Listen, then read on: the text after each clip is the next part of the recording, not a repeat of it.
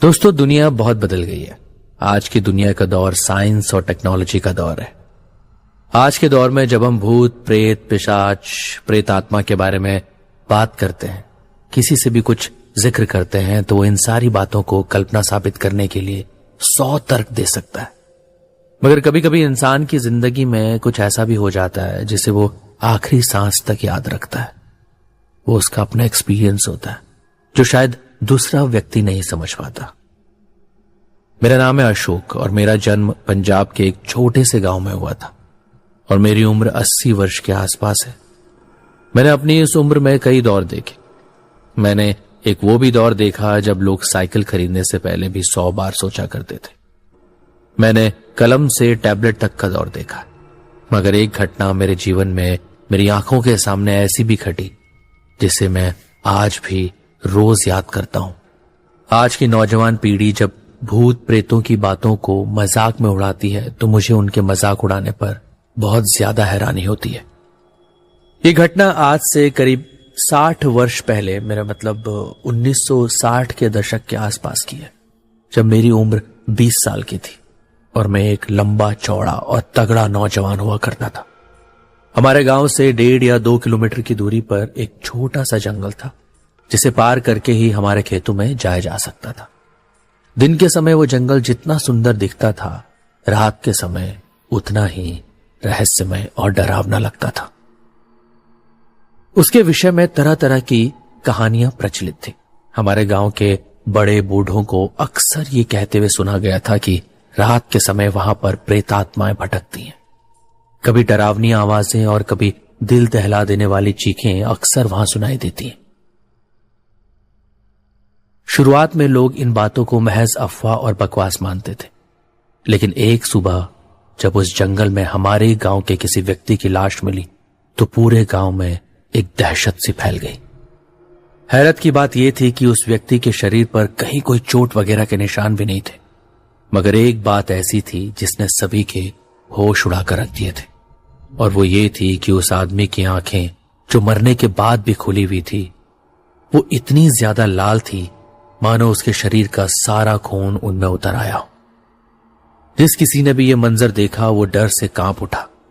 उसके शरीर में एक डर की लहर दौड़ गई थी। रही सही कसर एक तांत्रिक ने पूरी कर दी जब उसने बताया कि ये काम किसी जंगली जानवर या इंसान का नहीं है, बल्कि किसी प्रेत आत्मा का है। उसके बाद उस जंगल के बीचों बीच एक छोटा सा मंदिर बनाया गया ताकि प्रेत आत्माओं की दहशत कुछ कम हो सके।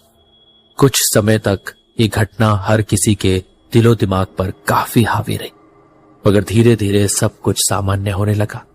शायद कोई नहीं जानता था कि ये तो एक महज शुरुआत थी जिसका गवाह मैं भी बनने वाला था।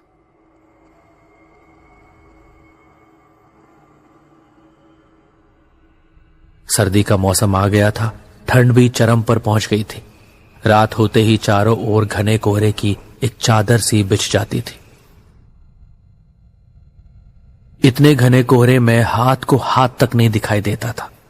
ऐसी ही एक सर्द रात में मैं और मेरा पड़ोसी कालिया खेतों में सिंचाई के लिए गए हुए थे। रात का समय होने के कारण हम दोनों उस जंगल से ना होकर एक दूसरे लंबे रास्ते से गुजरते हुए खेतों तक पहुंच गए। रात के 2 बजे का समय था। ठंड अपने पूरे शबाब पर थी।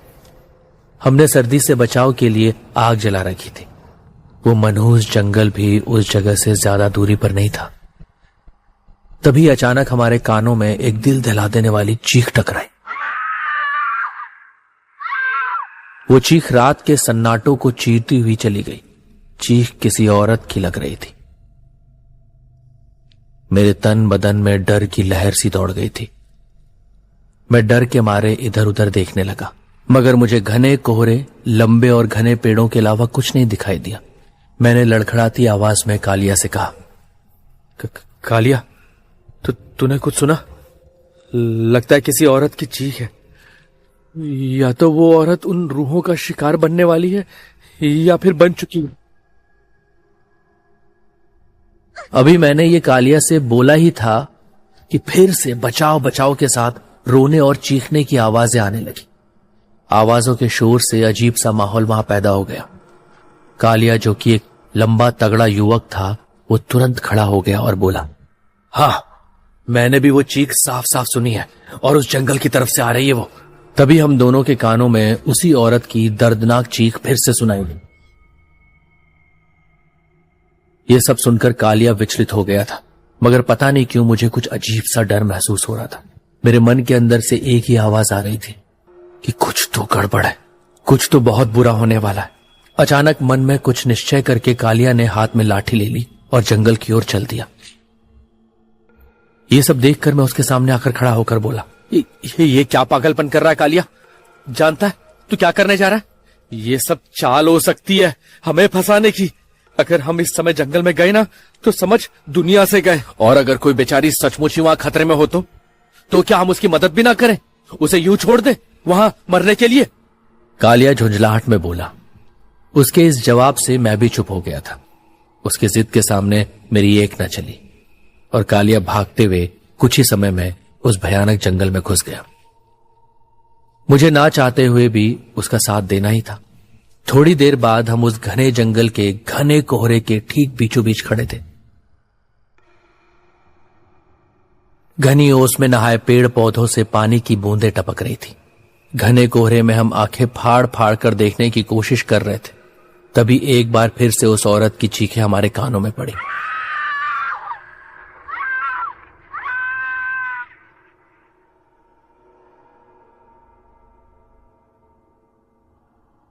कालिया और मैं चीख की दिशा में भागे। हम थोड़ी दूरी पहुंचे थे कि अचानक सामने से कोई बहुत तेजी से भागा आया और सीधा कालिया से जा टकरा। टक्कर इतनी जोरदार थी कि कालिया जैसा बलशाली आदमी भी खुद को नहीं संभाल सका और धड़ाम से जमीन पर जा गिरा। मैंने देखा कि उससे टकराने वाली एक औरत थी, या फिर यूं कहूं कि एक बला की खूबसूरत औरत थी। उसने नीले रंग की साड़ी पहन रखी थी जिसमें वो हसीन बहुत खूबसूरत लग रही थी।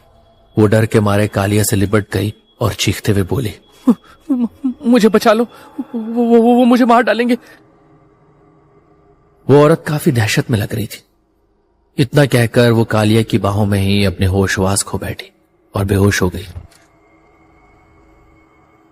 कालिया तो जैसे उसकी खूबसूरती देखकर अपनी सुध बुद्धि खो चुका था। उसे बेहोश देखकर वो जैसे ही नींद से जागा और मेरी तरफ देखते हुए बोला, जल्दी जा पानी लेकर आ, क्योंकि इसे होश में लाना जरूरी है। इस सारे मामले को देखकर मैं भी अभी तक गहरी सोच में पड़ा हुआ था। पता नहीं कौन थी वो जिसे लेकर मेरी छठी इंद्री मुझे खतरे का आभास दे रही थी।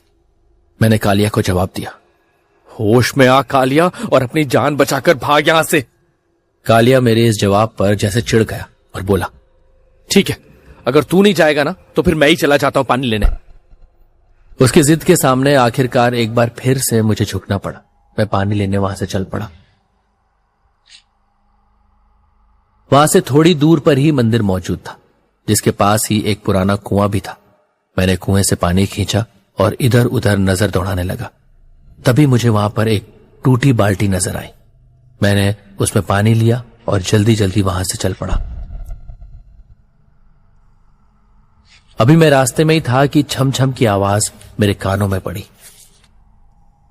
ऐसा लग रहा था कि जैसे कोई औरत अपने घुंघरू खनखनाती हुई वहां से गुजर रही हो। अब मेरा दिल और जोर जोर से धड़कने लगा। मैं और भी तेज तेज कदमों से वहां से चलने लगा। उसी समय एक बार फिर से दिल दहला देने वाली चीखों से सारा जंगल दहल उठा। मगर इस बार चीखें किसी औरत की नहीं बल्कि कालिया के मुंह से निकल रही थी।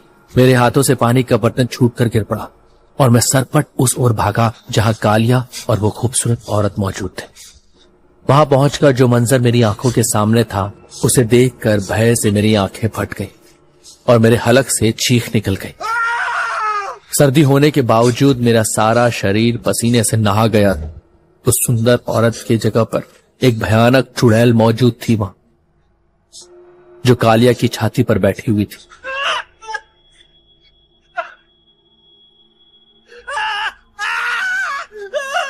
कालिया की दर्दनाक चीखें मैं बर्दाश्त नहीं कर सका। आखिरकार कालिया मेरे बचपन का दोस्त था। उस वक्त न जाने मुझ में इतनी हिम्मत कहां से आई। मैं दौड़ता हुआ उस चुड़ैल के पास गया और बेहद फुर्ती से अपनी पूरी ताकत लगाकर एक जोरदार लात उस चुड़ैल की छाती पर मार दी।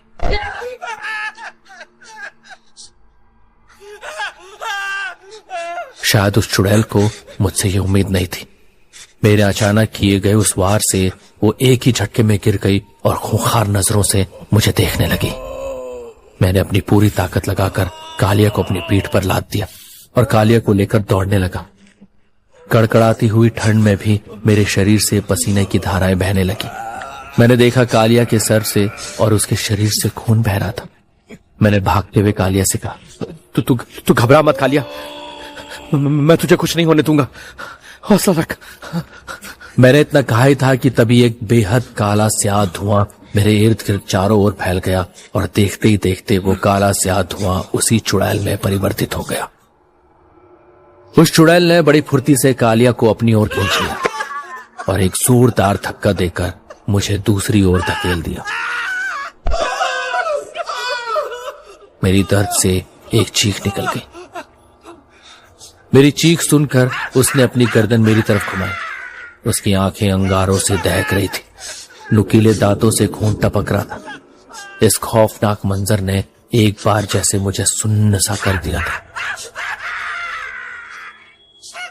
कुछ ही क्षणों में मेरी आंखों के सामने देखते ही देखते उस चुड़ैल ने कालिया के शरीर का सारा खून पी लिया। मैंने उठने की कोशिश की मगर मैं उठ नहीं पाया। मुझे लगा मानो मेरे शरीर को किसी ने बुरी तरह से जकड़ रखा हो।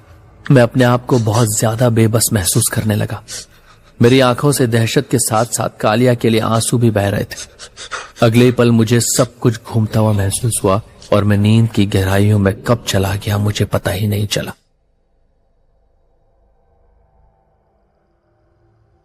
अगले दिन जब मुझे होश आया तो मैंने स्वयं को अपने घर वालों के बीच मौजूद पाया और मुझे बताया गया कि जंगल में टुकड़ों में बटी हुई एक लाश मिली जो कालिया के अलावा किसी और की नहीं थी। कुछ सालों बाद मेरे परिवार वालों ने उस गांव को छोड़ दिया मगर मैं आज तक इस राज को नहीं समझ पाया। मैं आज भी उस भयानक दिखने वाली औरत के बारे में सोचता हूं तो मेरे रोंगटे खड़े हो जाते। सच तो यह है कि उस रात के बाद ऐसी कोई सी रात नहीं गई जिस रात वो चुड़ैल मुझे सपनों में ना दिखाई देती हो। आज भी मेरी आंखों में वो घटना ठीक वैसे ही घूमती है जैसे उस दिन घटी थी और मेरा शरीर पसीने से नहा जाता है। और जब कालिया का चेहरा मेरी आंखों के सामने आता है तो मेरा दिल रो उठता है। दोस्तों, अगर आपके पास भी कुछ ऐसे किस्से